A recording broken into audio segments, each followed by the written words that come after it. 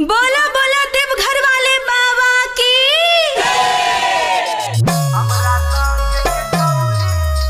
अपन Mithila recording studio. Music director Nitish राय।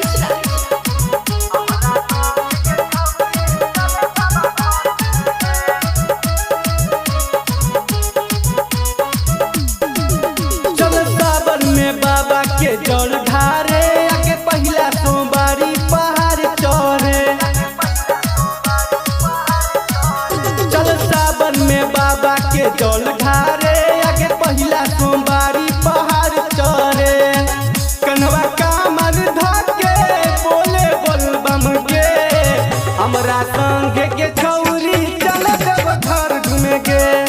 बाबा बोले गौ तोरा चिंता नहीं करिगे, हमरा संगे के छौरी चले बाबा घर घूमे गे।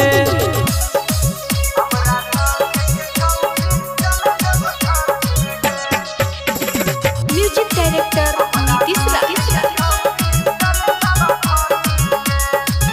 रहिया में मिलो है जूस के, शरबत और गाजा के धूप के, तबे मारे बहुत दू चार फूट के।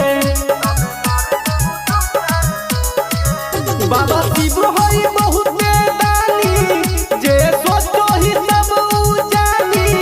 हमर बाती ले दानी तू मानी,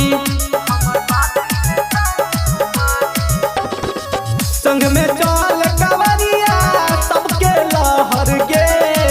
हमरा संगे के छौरी चल देव घर घूमे गे। बाबा बोले गौ तोरा चिंता नहीं करिगे, हमरा संगे के छौरी चले बाबा घर घूमे गे।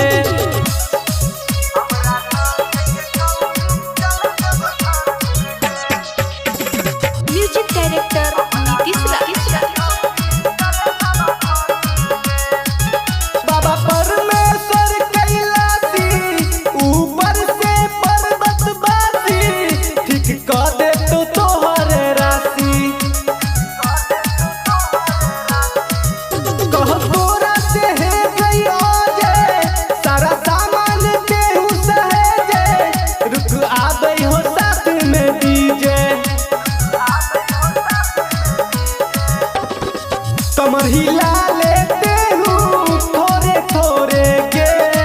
हमरा संगे के छौरी चल देव घर घूमे गे।